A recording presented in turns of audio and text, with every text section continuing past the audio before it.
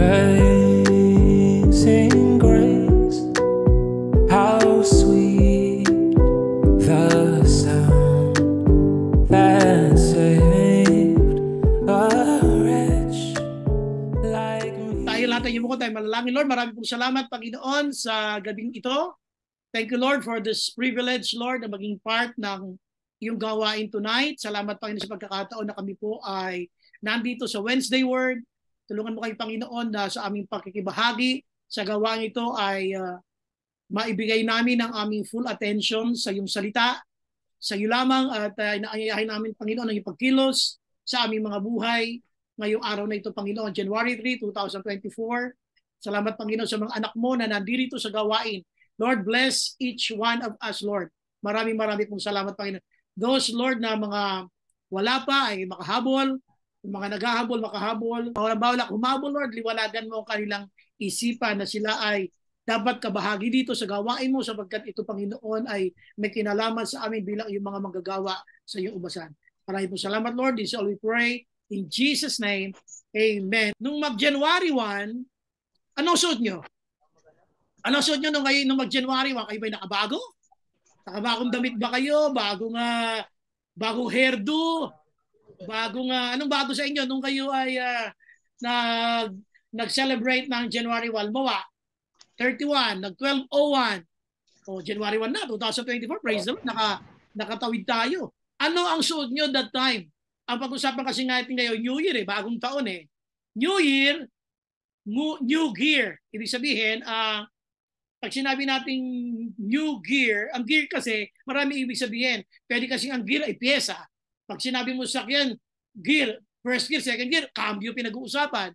Pag sinabi naman sa mga pyesa, mga sprocket, o ano mga internal parts ng makina, gear din ang tawag doon Pero dito, may tinatawag din na gear na katulad halimbawa sa suot ng fireman, ng bombero. Ang tawag din doon ay gear. Yung PPE, yung personal protective equipment. PPE tawag doon. Gear pa rin ang tawag doon. Kaya kung lalagyan ko ng title ito pag-uusapan natin ngayon, itong ating Wednesday Word, January 3, ay New Year, New Gear. Yun. Bagong taon, bagong kasuotan. Kailangan ba talaga bagong kasuotan natin? Kung bagong kasuotan, ano yung dapat na kasuotan na suot natin? So bago tayo magtuloy-tuloy sa pag-aaral natin, pumunta tayo sa pagbabasihan ng ating pag-aaralan ngayong gabi. Dadako tayo sa aklat ng Deuteronomy. Deuteronomio, sabi ng iba, Demetrio. Sabi ng iba, Demetrio daw. Hindi ito Demetrio Deuteronomio sa Tagalog. Deuteronomy. Dito kasi ay may pinagagawa ang ating Panginoon sa magitan ni Moses. Tatanungin kayo, bago kayo magtuloy-tuloy, no? Bago nyo basahin yung Deuteronomy chapter 1, sino sa inyo ang nakaranas ng pagkainit ng 2023? Lagi na lang bang ganito? Puro lang ba ganito? Bakit laging ganito? Panay na lang ba ganito? Sino sa inyo nakaramdam na parang medyo nakaranas ng pagkainip, pagka-bore, magka-boring? No? Dito kasi ay may sinasabi si Lord sa atin sa book of Deuteronomy. So if you have your Bible, samahan niyo ako sa chapter 1. Deuteronomy chapter 1. Dito kasi ay gusto ko ipakita sa inyo na maging si Lord ay nakakaranas ng pagkainip. Hindi sa sarili niya, magkainip sa kanyang mga anak. Kasi marami pinagagawa si Lord sa atin, hindi natin ginagawa, kaya tuloy, maging si Lord na iinip. So if you have your Bibles with you, samahan niyo sa Deuteronomy, umpisa natin sa chapter 1, then we will continue sa verse 6. Basahin natin ang Deuteronomy chapter 1, verse 6. Ito yung sabi ng Bible. Deuteronomy o Deuteronomio, kapitulo 1, talata ang ika-6. So chapter 1, verse 6 ng Deuteronomy. The Lord our God said to us at Horeb, sabi ni Moses, sinabi sa atin ng ating Panginoon, nung tayo nandun sa Horeb, sabi niya, you have stayed long enough at this mountain. Masyado na kayong nagtatagal sa kabundukang ito. Ano sabi niya? Verse 7, break camp and advance into the hill country of the Amorites. Go to the all neighboring countries, neighboring peoples in the Arabah, in the mountains, in the western foothills, in the Negev, and along the coast to the land of the Canaanites and to Lebanon, as far as the great river, the Euphrates. At sinasabi niya ay wasakin nyo na itong inyong kampo dito sa kabundukan na ito at kayo ay lumakad na, sabi niya, doon sa mga lupain ng Amoreo, sa Araba, sabi niya, yung lugar sa Negev at ang mga lupain ng Canaanites at mga tao roon ay kailangan niyo silang sakupin. Tapos sabi niya sa verse 8, tingnan niyo verse 8, sabi niya, see, I have given you this land. Nakita niyo? Binigay ko na sa inyo ang lupain na ito. I have given you. Tandaan niyo, given. Tapos na, binigay na. See, I have given you this land. Go in and take possession of the land the Lord swore He would give to your fathers.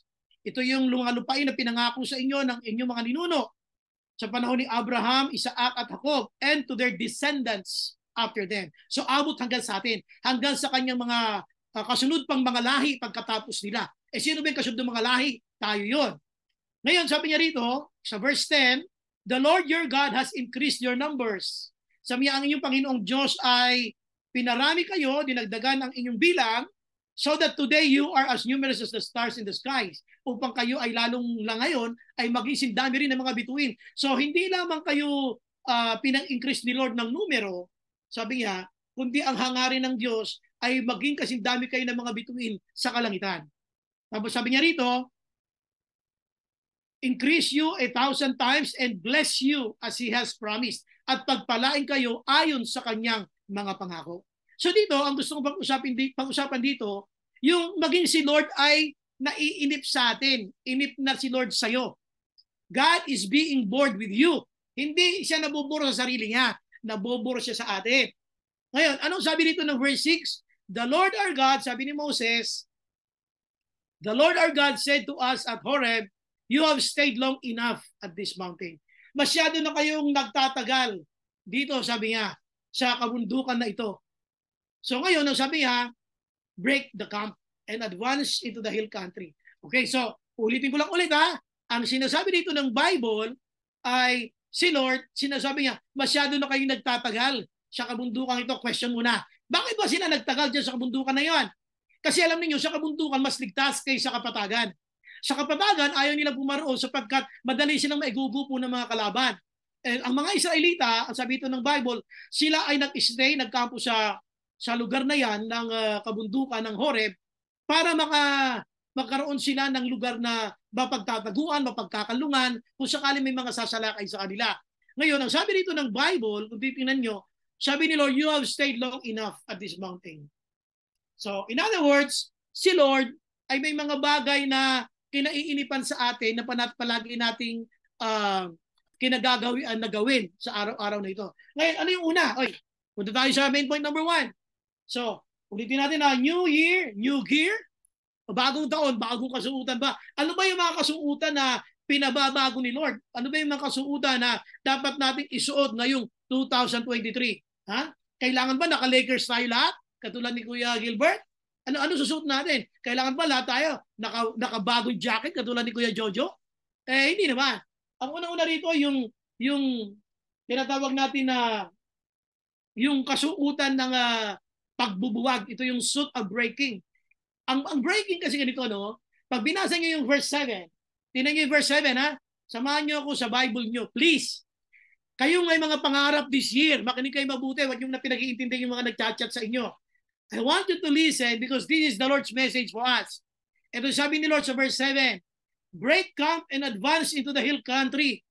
Ang unang-unang kasuotan na sinasabi ni Lord na dapat meron ka ngayon 2023, yung suit of breaking, yung kasuotan ng pagbubuwag. O kalimutan mo na yung word na suit, yung breaking na lang. Number 1, there must be a breaking for this year 2023. Bakit? Marami kang dapat sirain ngayong 2023 dahil si Lord naiinip na sa iyo, ang tagal mo na diyan nag-i-stay. You have to break it. Sabi niya, break the camp. Stop staying where you are today. I have greater plans for you. Sabi niya rito. So sabi niya sa verse 7, moving on. Don't stop. Sabi niya rito. Ano sabi niya sa verse 7? You have stayed long enough. Sabi niya sa verse 6, the Lord our God said to us at Horeb, you have stayed long enough at this mountain. Masyado ka nang matagal sa kabundukan na to. Masyado kang matagal na safety. Masyado ka nang matagal na lumiligtas. Ayaw mo mag-involve. Ayaw mo mapunta sa risk. Kaya nandiyan ka sa kabundukan. Ngayon, sabi niya, break the camp. Alam niyo naman ang kasunod dito. Sabi niya, tapos nyo, pag nag-break kayo ng camp, advance to the hill countries. Sakupin yung mga bansang ipinangako ko sa inyo na ibibigay ko sa inyo. So una-una, if you want God to experience the blessings of the Lord for the year 2023, may tinatawag na breaking. Break the camp. Ano yung kampo mo? Na lagi mo pinagtataguan. Na lagi ka sumay safety. Ano yung comfortable place where you always go? Ano yung lagi mong pinupuntahan? Sabi rito ng Bible, break it. So may breaking. So under sa breaking, two words are you're going to see here. Yung moving on at saka yung expectation. Ano yung moving on? Sabi niya, when you break it, sabi niya, advance to the hill country. I have greater plans for you. Stop, sabi niya, stop being standstill. So, huwag kang manatili, sabi niya, doon sa kalalagayan mo na ikaw ay nananatili lang sa isang pwesto. I want you, sabi ni Lord, I want you to move on. Sabi niya, advance to the hill country. I'll have great plans for you. Tama na yung pananahimik mo, tama na yung mga panahon ikaw ay nag-i-stay lang sa isang lugar. It's about time to break the camp. It's about time to break your comfort zones. Yun ang sinasabi niya. Komportable ang mga Israelita. Komportable ang mga Hudyo sa kinalalagyan nila. Nasa kabundukan sila eh. Pag sinalakay sila, kaya nilang magtago, kaya nilang maghanap ng pwesto. But God said, you have stayed long enough at this mountain. Kumusta ka? For the year 2023, ano yung mga pinagtaguan mo? Ano yung mga sinafetyhan mo? Kumusta ka na? Nag-improve ka ba? Ikaw ba ay mas naging okay? Ikaw ba ay mas naging mas maayos ba sa harapan ni Lord? So sabi ni Lord dito, break the camp. Meron tinatawag na breaking. So before you advance, tandaan niyo ito before you advance to the hill country, sabi ng Deuteronomy chapter 1 verse 6 and 7, break the camp. So what are those camps in you or part of you that needs breaking? There are things that we need to break. Sabi niya rito basahin natin uli ang Deuteronomy chapter 1 verse 6. Andiyan na si Carlo. Okay. Basahin natin chapter 1 verse 6. Ito yung sabi ng Bible. The Lord our God said to us at Horeb, you have stayed long enough at this mountain. Sabi niya, masyado ka nang nagtatagal dito. Kumbaga parang si Lord, parang wala lang sabihin, inip na ako sa'yo. Parang sinasabi ni Lord dito ay, nakakainip ka na. I'm waiting for you to move on. Kaya tuloy, si Lord na nagsabi, break camp and advance. So you cannot advance without breaking the camp. So if you're praying to advance this year, kung plano mo na mag-advance sa taon na to, God said, break the camp. What are those comfortable places in your life that needs breaking? Kaya ang tanong na natin na yung ngayon sa ating team, New Year, New Gear, anong kasuotan yung dapat mong isuot? Ito yung suit of breaking. Kailangan ngayong 2023, opening ng taon, you're ready for breakings. Ano yung mga dapat kong buwagin? Ano mga dapat sirain? Ano mga ugaling pangit na dapat kong alisin? Ano yung mga ugali ko as a Christian na dapat alisin? It did not help me to grow. It did not help me na ako'y mag-progress. Sabi ni Lord, before you advance, sabi niya, break the camp. Why there is a need to break the camp? Kasi pag hindi mo break yung camp, hindi ka makakalaban ng todo sa mga Canaanites, sa mga Amorites, at lagi mong iisipin, you always have the other option where to go back. Ang sabi ni Lord, burn the bridges. Putulin mo na yan, sunugin mo na ang lahat ng tulay na yan para wala ka ng other options. You know what? When you have other options, mahirapan ka magpatuloy. Mahirapan ka maggawa ang pinagagawa ni Lord sa atin. Excuse lang po. Inom lang ako ng water.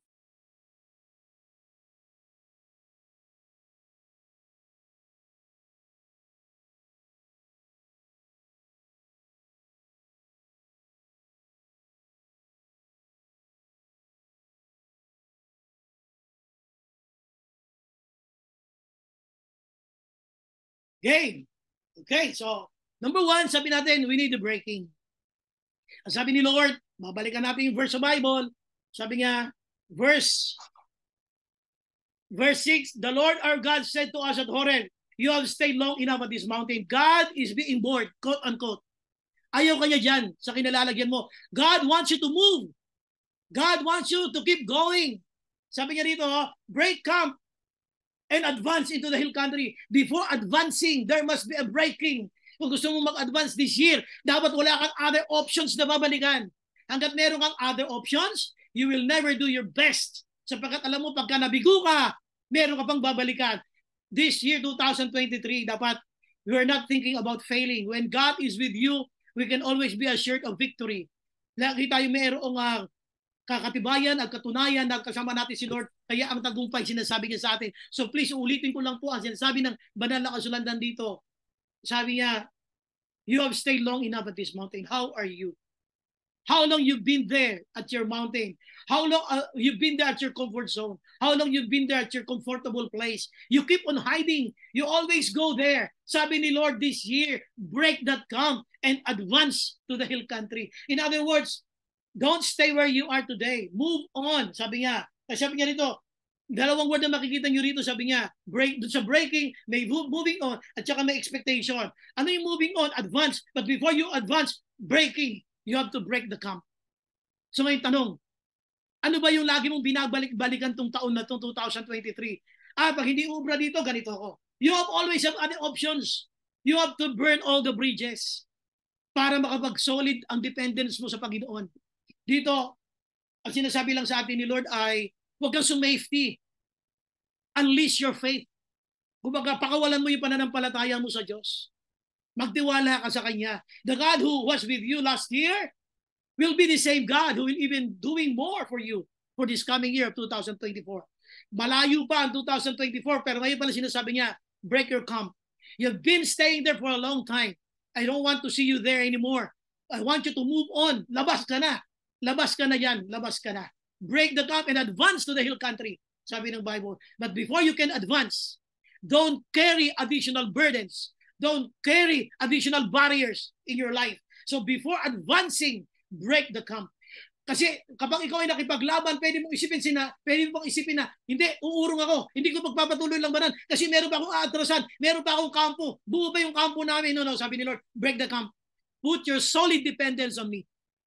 Dumepende ka sa akin. Yun ang sinasabi niya. So dito, under sa breaking na yan, sabi natin yung moving on, before moving on, before advancing to the hill country, sunod yung expectation niya, break the camp. So this year, sabi nga, new year, new gear. Anong kasuutan ba ngayong bagong taon? Una-una, sabi nga sa inyo, ito yung sasabi ng Bible, kailangan merong breaking. Meron ka dapat bubuwagin ngayong taon na to. Ano ba yan? Pwede ugali yan. Grabe, ang pangit na ugali ko. Tuwing Wednesday word, lagi ako naghahanap ng excuse para hindi ako maka-join. Ano ba? Grabe yung ugali ko. Alam ko namang part ako ng devotion, hindi ako sumasama. Ano ba? You know yourself. Bakit pagka prayer time na tamad na ako? Pag gusto ko pa yung bumunta sa ibang lugar, magkape kung saan-saan, kaysa umattend ako on time sa Wednesday word. You have all those reasons. Bakit pagka pinag-usapan na yung soul winning, wala akong ka-burden. Mas gusto ko pa yung kwentuhan lang ng kwentuhan. Wala man lang ako naakay na kaluluwa for this whole year. You ask yourself, how many souls you brought to the Lord last year? Ilan ang kaluluwa? Sabi ni Lord, ang tagal mo na sa style na yan. Ayan o, sabi niya, you have stayed long enough at this mountain, on this mountain. Ang tagal mo na dyan sa style na yan. Umalis ka na dyan. I don't want to see you there. Break the camp. Wasakin mo yung ugali mo na yan. Magbago ka na. Move in advance to the hill country of the Amorites and the Canaanites. So in other words, God doesn't want to see us staying where we are today. God is expecting us to keep on moving on and moving on and moving on. Okay? So, sabi natin, ano yung bagong kasuutan mo? Sabi ko yung suit of breaking. Ito yung kasuutan ng pagbubuwag. May bubuwagin ka this year. Hindi pwedeng wala. At kung bubuwagin mo yan, do it this month of January. The early months of this year. Number 2, samahan niyo ako ulit ha. Pupuntahan natin ang Deuteronomy chapter 1. Sabi niya sa verse 6, sabi niya, the Lord our God said to us at Horeb, you have stayed long enough at this mountain. Ang tagal na natin dyan. Ang tagal na natin. Tapos sabi ng verse 7, break camp. Ito sabi natin, may breaking. Meron munang breaking bago sinabi yung break camp and advance. Bago ka mag-advance, you have to break muna. Dapat wala kang options ng aatrasan. Hanggat may option ka ng aatrasan, hindi mo gagawin yung best mo sa pakikipaglaban. Sabi niya rito, break camp and advance into the hill country of the Amorites. Kumbaga yung hill country of the Amorites, sabi niya, yung neighboring peoples in the Araba, sa kabundukan in the mountains, yung western foothills sa Negev, at yung coast, sabi niya, sa land of the Canaanites and to Lebanon, as far as the great river to the Euphrates, all of those were given to you. Binigay ko na sa iyo. But, sabi niya, tinasabi, no, see, I have given you this land. Hindi sinabi niya, see, I will give this land to you. No. Ang ginamit dito ay past participle. Given, tapos na. Past participle na ito. Naibigay ko na sa inyo. But you have to take actions. You have to conquer the land of the Amorites, the land of the Canaanites, people in the neighboring countries, sa mountains ng Negev. You have to fight them. Yun yung sinasabi niya. So number 2 dito. So sabi natin, hindi lang yung breaking, kundi yung bleeding. Magdudugo ka rito itong taon na to. May pakikibakang magaganap sa panibagong taon na to. When you fight with these people, you cannot avoid blood. If you are going to fight for your dreams this year, you cannot avoid blood and sweat. Lahat yan lalabas itong taon na to. Kaya nga kung ang gusto mo ay magawa ang plano ni Lord, masunod yung plano ni Lord, magawa yung gusto niya. Sabi ni Lord, you have stayed long enough. Masyado ka na matagal dyan ha. Ayoko na ng mga style mo. Masyado ka na pabebe. Tama na. Sabi ni Lord, angat ka na. It's about time. Break the camp. Masyado ka naging komportable yan. Break the camp. I want you to go forward. Make an advance move. Sabi niya. So ngayon, yung advance na yon, hindi ka doon hindi ka mag-walk. Hindi ka maglalakad under the moonlight rays. Doon ayon sa ilalim ng liwanag ng buwan. You are going to fight. Sabi nga dito, makikipagbaka ka dito sa mga Amoreo at mga Kananeo. At kapag nakipagbaka ka para sa pangako ng Diyos, there will always be bleeding. Yun ang number 2. Kaya itong pangarap mo ngayong year 2024, expect a lot of bleed. Madugo ito. Kasi ipaglaban mo pangako ng Diyos. Ang sabi ng Bible, you have to fight for them. Hindi sinabi ni Lord na pinangako ka ng pagpapala at magtutulog ka na lamang at magpaparinig na lang tayo kung kani-kanino para tayo i-bless. No, hindi yun ang sabi ng Bible. Hindi ka pwedeng magparinig kung kani-kanino para ikaw ipagpalain. Hindi ganon ang sabi ng Bible. You have to fight for your dreams. You have stayed long enough. Grabe, ang ganda ng plano ko sa inyo. Pero sabi niya, hindi po pwede kayo mag-stay dyan. Wala kayong gagawin. You have to be willing to fight for them. I have given to you. Binigay ko na eh. You just have to take actions. Yung sasabi natin. So under the bleeding, meron dito yung bleeding within. Kung mga merong pagdurugo sa kaloob-looban. Kasi hindi lahat dyan makikipaglaban eh. Hindi lahat dyan sasamahan ka. Sometimes even your loved ones, they will never believe your dreams. Sabihin mo yung pangarap mo sa mahal mo sa buhay. Minsan number 1 pa sila kukontra. Ay, hindi mangyayari yan. Minsan sila pa yung nauna na kumontra. So, merong bleeding within. Ngayon, sabi nga nila, don't allow them to stop you from dreaming. Lalong-lalo na kung alam mo ang pangako naman ng Panginoon ay hawak-hawak mo at gumagalaw ka ayon sa gabay ng ating Panginoon. So dito, ang sabi lang ni Lord, before you break the camp and make an advancement, ang sinasabi niya dito sa atin, sa pangalawa, there will be bleeding. Expect for great fight this year. Alam nyo, ito gusto ko sabihin ito sa corporate lahat na nagsisipagtrabaho, kayong may mga trabaho na may mga boss na sinusunod, galingan nyo pa, pakahusayan nyo pa. Alam nyo sa mundo natin dito, pardon my word kinakain dito yung mga mahina ang ulo. Kinakain talaga. Kaya bukod sa meron kang Diyos, galingan mo pa. Dito, lalo na dito sa Manila. Dito talagang pagalingan, pahusayan. Hindi pwede dito yung, pardon my word yung aanga-anga. You have to be good. You have to excel. You have to be great at your line. Ano ba yung craft mo? Ano ba yung skill mo? Pakagalingan mo pa. Pakahusayan mo pa. Kaya huwag kang babaeng nakakainin ka ng buhay. Yes, alam ko nandiyan si Lord. Pero si Lord hindi nagtuturo ng katamaran. The more you can excel yourself for greater opportunity and self-improvement, then go on. Huwag kang papayag, isa lang ang alam mo. Hanggat maaari, madagdagan yan. Same thing while doing the ministry. Hindi po pwedeng isa lang ang alam mo. Kung halimbawa, ikaw din yung kinaboboringan, quote-unquote, ni Lord na you have stayed long enough in that ministry. Maybe it's time for you to be promoted. Then go on, pagbutihin pa natin. Mag-training pa rin naman tayo. Tandaan nyo, sabi ng Bible sabi ng Bible, ang meron pa, sabi niya, ay lalo pang binibigyan ng Panginoon, lalo pang pinagkakatiwalaan. Pero yung kukunting nasa kanya, tapos di pa niya pinagtatapatan, kukunin niya pa yan. Kaya tayo po ay pinagkatiwalaan ng Panginoon, hindi lang ng ministry, maging ng oportunidad na makapaglingkod sa Diyos. Kasama dyan yung trabaho natin, pagninegosyo. Lahat ng yan, pinagkatiwala ng Panginoon sa atin. Kaya I suggest, let's do our best na lalo pa natin husayan, lalo pa natin galingan. Tandaan nyo, ang kalaban kuminsan sa opisina, hindi naman kuminsan yung boss, kundi yung office politics, yung politika sa loob ng opisina. Kuminsan hindi lang yung boss mo, pati kasama mo sa work, hanggang sa nakalimutan mo na yung pangarap mo. Ang pangarap mo ay para sa sarili mo, pangarap mo sa pamilya. Kung minsan yun, nakakalimutan yun. Ang pumapalit doon, nagiging dominant na yung mga galit mo sa mga kasama mo sa trabaho, yung inis mo sa mga sa boss mo. So dito gusto ko sabihin sa inyo mga kapatid na lahat tayo, whether you are in the corporate, whether you are schooling, nag-aaral ka, whether you are doing a business, whether you are in the ministry, lagi mong iisipin, God is not satisfied with having a stagnant life. Ayaw ni Lord ng stagnant tayo. Gusto niya tayong always mag-progress. Gusto niya lagi tayo na mag-improve pa. Gusto yun ng Panginoon. Kaya sabi niya, you have stayed long enough on this mountain. Ang tagal nyo na rito. Ang tagal mo nang hindi uma-attend ng Wednesday word. Sabi niya, ang tagal na kitang pinagtsatsagaan sa style mo. Tama na, yung style na yan. Actually, ang challenge ko nga this coming Sunday, magkakaroon po tayo ng General Workers Meeting. Lahat ng walang balak umattend ng Wednesday word this year, pabababain na natin sa ministry, whether they are doing a ministry or not.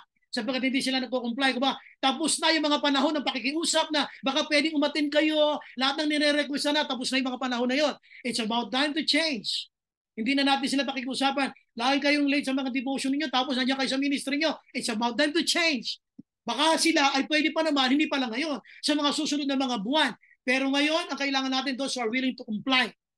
No? So, kausapin natin lahat ng ministries this coming Sunday, lahat ng hindi na-comply, we will talk to them. So dito, sinasabi natin, you have stayed long enough in that kind of lifestyle.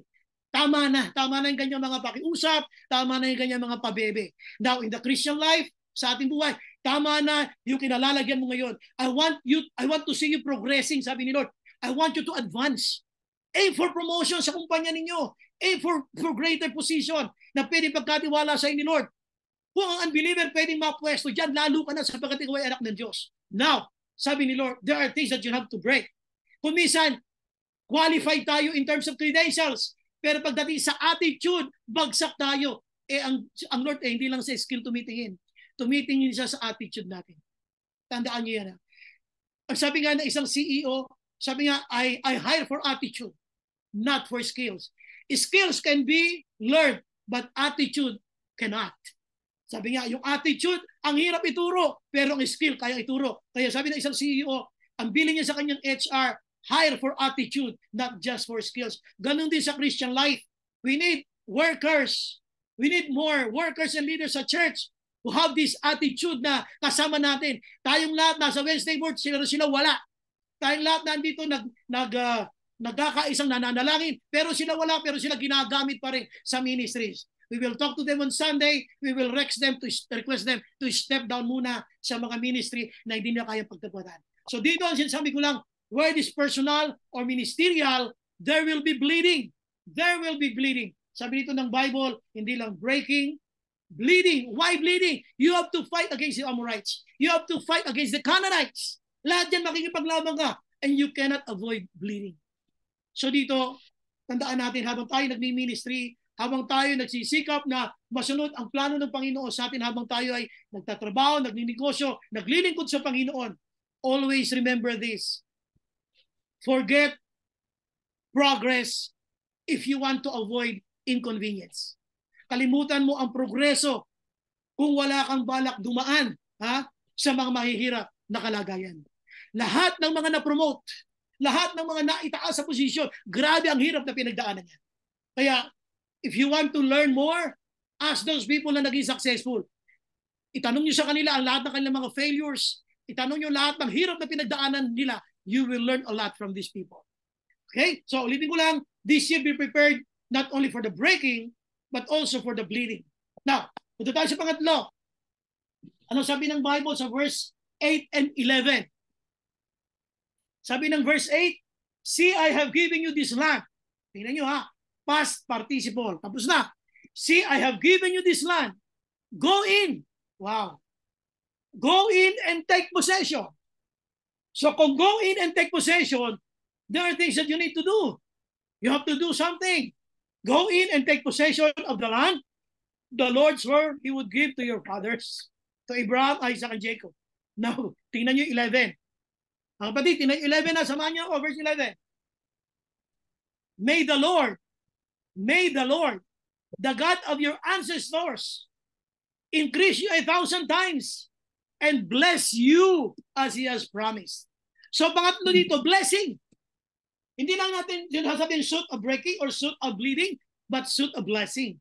This year, expect God's marvelous blessings upon your life. This 2024, expect for wonderful blessings coming from the Lord. Hindi lang niya pinangako na magkakaroon ng breaking at saka yung bleeding, but pinangako niya rin yung blessing. May blessing. Pero tandaan nyo, before you experience the blessing, the Bible is very, very clear. You have to break something. Ano yung kailangan i-break? Ikaw ang nakakaalam. Ano ba yung mga habit ko, mga attitude ko na kailangan i-break? Mayabang ba ako? Mapagmataas ba ako? Ano ba to? Ako ba ay nagdidepend kay Lord? Ano ba? What are the things that I need to break? Tapos sabi ni Lord, before you go in advance, before you make an advance move, there must be a breaking. Kasi pag nakipaglaban ka at meron kang option na aatrasan, you will never desire to win. Alam niyo may kasabihan na, you cannot conquer what you do not hate. Hindi mo kayang sakupin ang sino man na hindi mo kinamumuhian. Hanggat hindi ka buwisit at galit sa ugali mong pangit, magpapatuloy yan. Hanggat pinangangatwiranan mo ang ugali mong hindi maganda, hindi ka mag-i-improve. Hanggat tayo ay laging nangangatwiran, pinangangatwiran mo lagi yung kapalpakan ng ating mga ugali, hindi tayo magpa-progress. Kasi lagi tayo nangatwiran. We always have ready answers to justify our wrongdoings. Every time na naka-ready yan, hindi ka kailanman makakaranas ng marvelous blessing dito. Kaya dito sinasabi ko lang is, sa pangatlo, may pangakong blessing.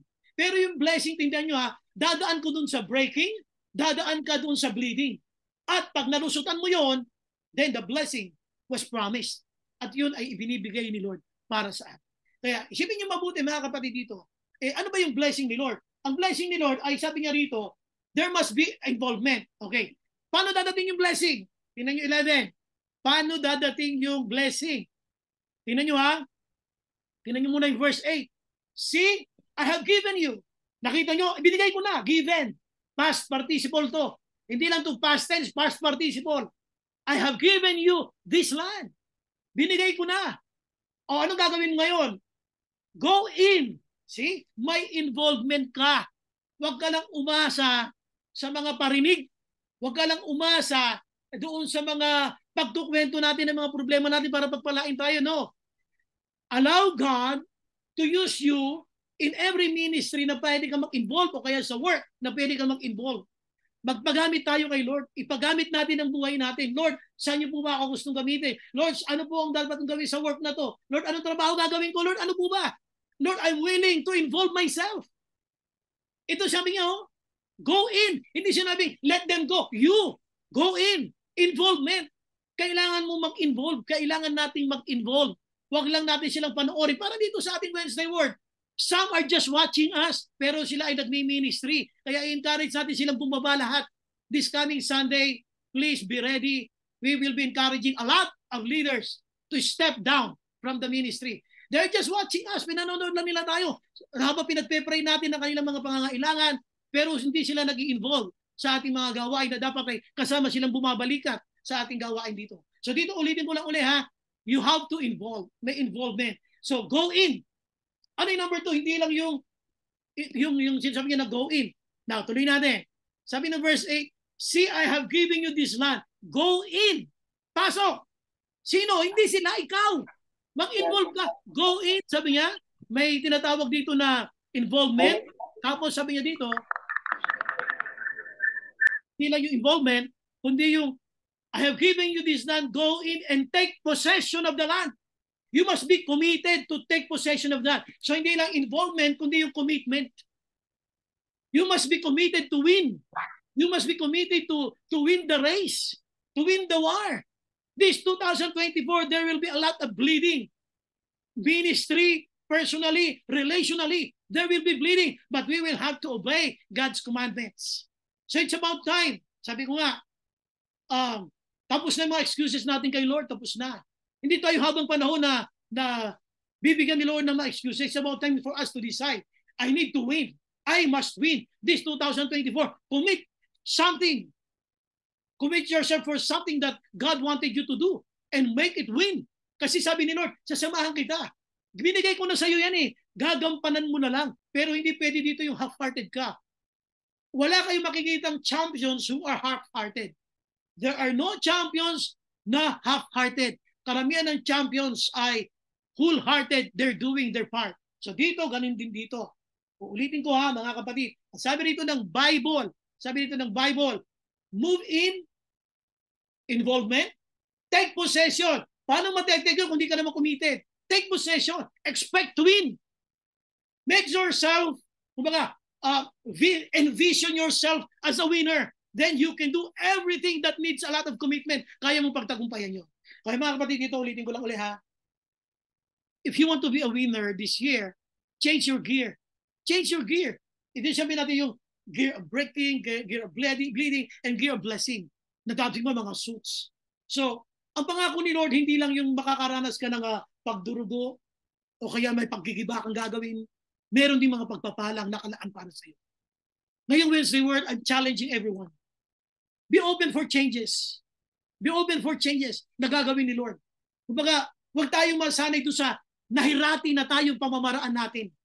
Be open for God's guidance. Be open for God's direction. Lord, ano po ba ang nais mo para sa amin? Lord, what do you really want? Hindi pwede rito yung naisip ko kasi o kaya naramdaman ko. Hindi. It is something you heard from God. Kasi kailangan mo rito ang gabay ng banal na Espiritu. Kaya nga dito mga kapatid, sabi ng Bible, hindi lang yung babaguhin mo kasuutan. Anong kasuutan yun? Kahit tanong kanina, pagdating ng 12/01, January 1, ano yung suot mo eh? So dito ang sinasabi sa atin ni Lord, you have stayed long enough on this mountain. Ang tagal mo na dyan. Masyado kayo sumafety sa kabundukan. Ang tagal mo nang sumafety. Marami ka pang pwedeng gawin pero masyado kang sumafety. Sabi niya, kailangan mo nang mag-break ng camp and move in advancement. Breaking, bleeding. You have to conquer a lot of Amorites and Canaanites. You have a lot of to conquer this year. You have to conquer, number one, your own attitude. Number one na problema ng tao, kahit ng Kristiyano, sarili niyang attitude. May mga ugali tayo hindi magaganda.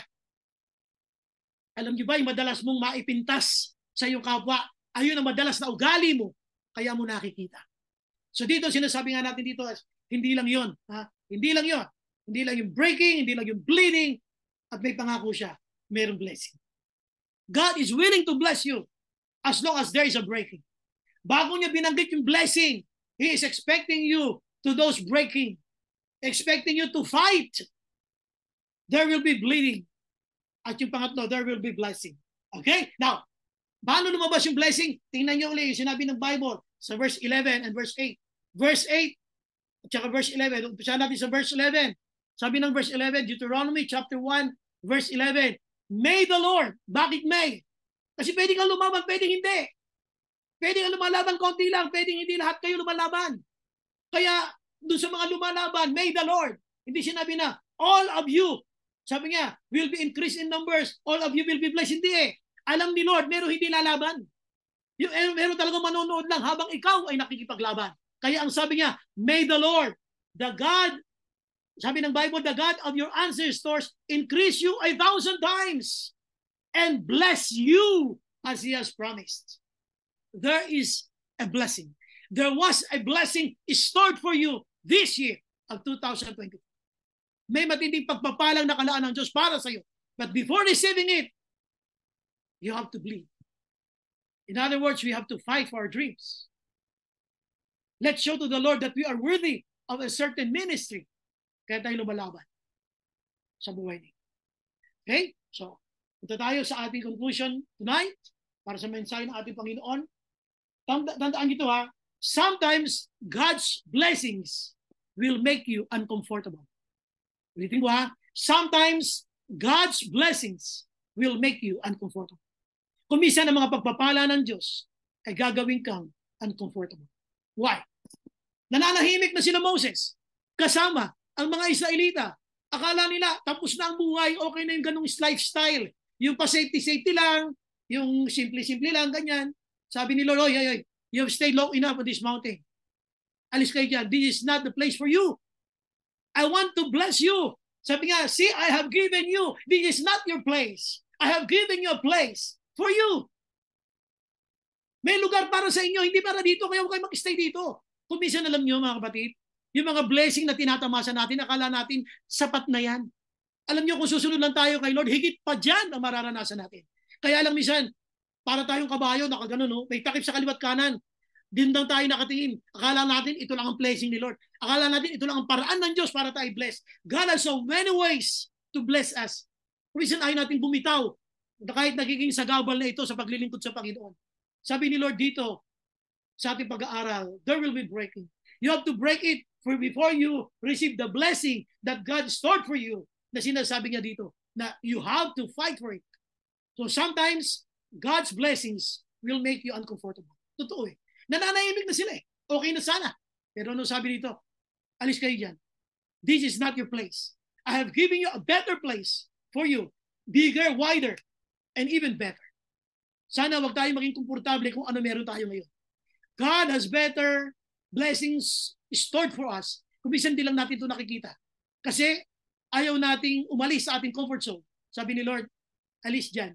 That is not your place. You have stayed long enough at your comfort zone. You have stayed long enough at this mountain. Tama na, hindi ka para dyan. You have a better place that I prepared. Amen? So magandang gabi sa inyo mga kapatid. Yan po ang message ng Lord sa ating Wednesday Word tonight. Amazing